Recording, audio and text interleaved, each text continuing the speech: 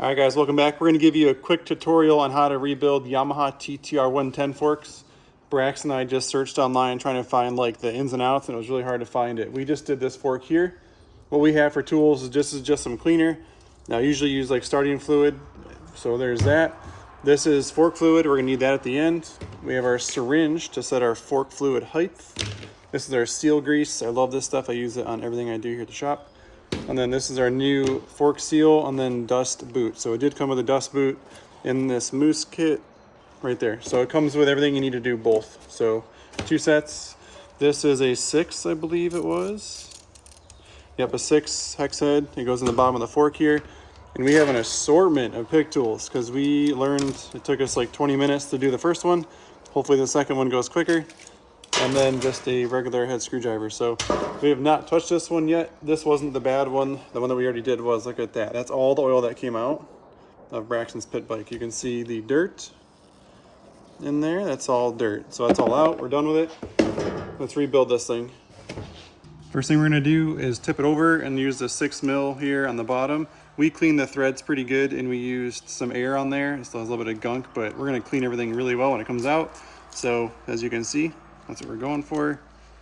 I had already cracked this loose on the vise. I went over to the vise, cracked it loose. Come on over, Brax. Let's see what it looks like coming out of here. If anything, let's see. Look at how dirty that is up in there. These have never, not sure what year this bike is. I think it's like a 2017. Oh, that has more fork fluid. Not good color, but there's more. Check that out. So we just separated it. That has a lot more fork fluid. Congratulations. So what we're gonna do is we're gonna let this drain a little bit. We're gonna give it a minute and we'll come right back to it. So while this is draining, I'm gonna pull this bottom spacer off of here. That just comes off. We're gonna clean it when we're done here in a second. We're gonna pop this cap off the top of this. So that's where our flathead screwdriver comes into play. It's gonna find like a little, doesn't take much pressure at all, just comes right off. I'm actually surprised that stays on. This is gonna be the hardest part of the whole job, is getting this internal C-clip off. So we're gonna go back over to the vise with this assembly and we're gonna get this off of here. Before we go over to the vise, I wanna clean some of this up because we need to reuse this. So what we're gonna do is I'm gonna set this, it's kind of grimy down in there, but we're gonna set it here. This is the outer dust boot. I'm trying to find like a good spot to bite it.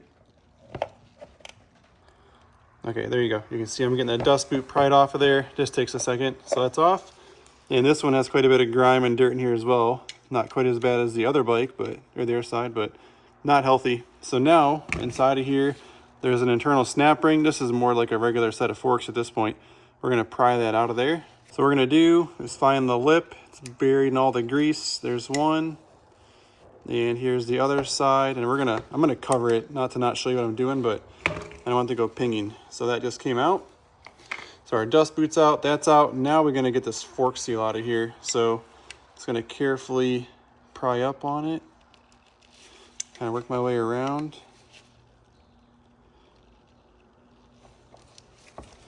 The other side kind of came out pretty easily. You can kind of see it's working its way up now. So there's our seal, our actual fork seal.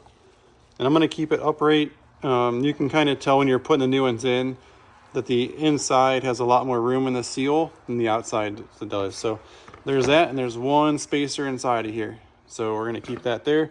But look at all this junk down in here. Look at this right here. That big chunk of dirt. So I'm gonna clean this real quick. It's gonna get dirty again, but I'm gonna clean it out. So what I'm gonna use is some of my degreaser here. I wanna get on the camera lens, but I'm just gonna put a little bit of it down in here. So that was just the outer ring. Now I'm gonna squirt it down in there further. You can see all that coming out the bottom there. And it's getting cleaner and cleaner as we go.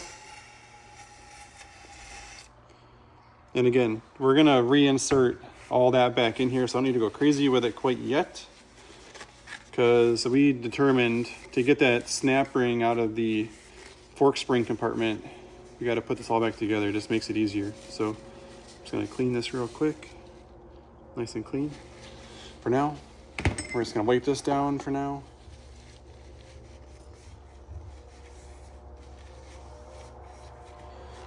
And I'm gonna reinsert this into here.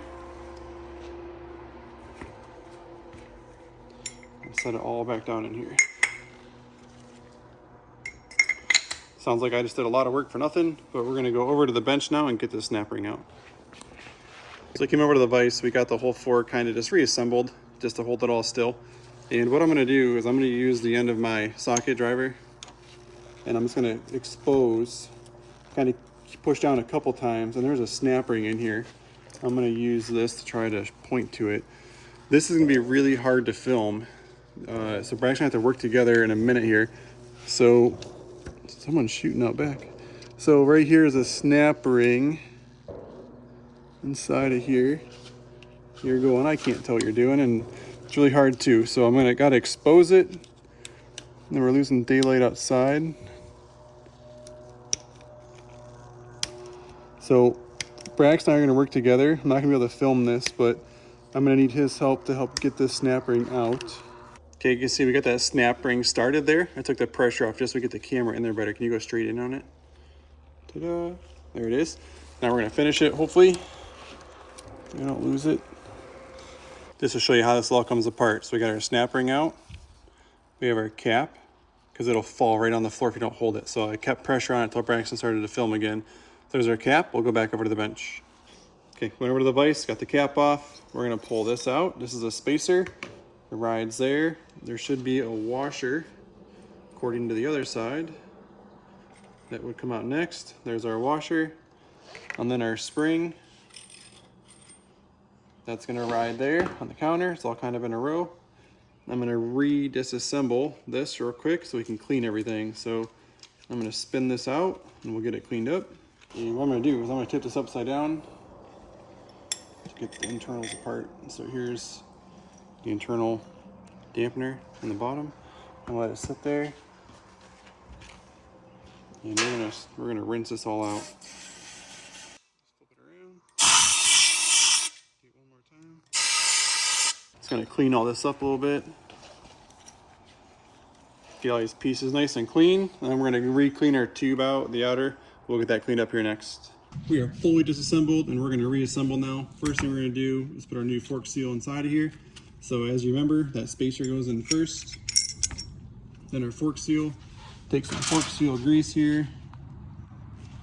Just put a little bit of it on here, on the outside and inside.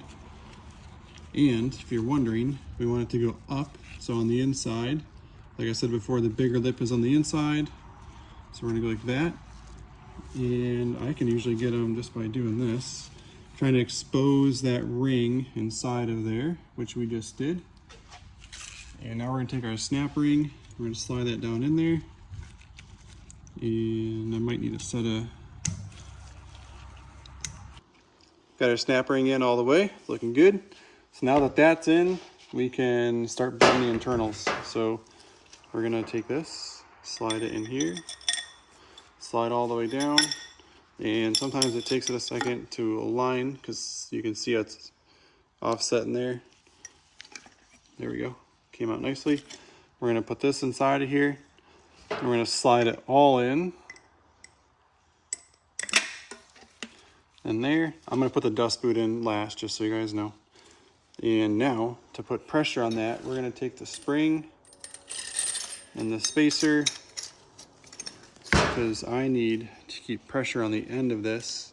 That way I can put that bolt in. So without the spring in here, the internal rod's just gonna go flying wherever it wants. So it's starting to grab, I can feel it. Grab our 6mm here. Okay, I'm gonna just grab the socket. I'm gonna tighten it up when we go over to the bench here in a second. There's that. Take our spring back out. Put our dust boot on now. Again, I'm gonna put a little bit of seal grease on here. Let it slide down nicely. I don't have any problems. Our dust boot is on. Okay, went over the vise, we got this tight in the bottom. And to put fork fluid in there, we have to make sure this is compressed all the way down. We read online, it's 120 millimeters from the top. And that's what we have this set at. You can't read it because it's writing on chrome, but it's set at 120. I have fluid in here already. I want to get that out of here. So I'm gonna set this in here. You don't have to do this step at home, but I'm gonna try to squeeze that back down into the fork because I just didn't want it in there. Now we're going to take 5-weight fork fluid, and when I'm doing this, I'm going to dump some in real quick, and then you will probably see, maybe you guys can see what I'm doing here. There's a ton of bubbles. Do you see the bubbles in there? It's really hard to tell, but you can tell the fluid's moving around in there. A lot of bubbles are happening. I'm going to pull up and down a couple times. You can hear it in there moving around a little bit. We might be really close, actually. So I'm going to take this, now we're going to suck out on it. Let's see what we got. The spring is not in there, by the way. Let's see. So there it is. That's all the extra we had. How cool is that? So now that we got our fork fluid height at 120 millimeters from the top, we're going to take our spring, set it down in there. We're going to take the smaller washer that was sitting on top of that, put it back in there as well. Take our spacer, put it in here.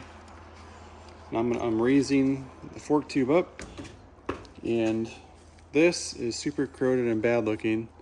If we take some fork seal grease here, and at least get that O-ring looking healthier, that's all we really need to do for you to go pit bike riding. So let's go back over to the bench vise.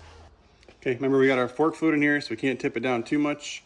I'm gonna set this all up on here as an assembly with my pusher.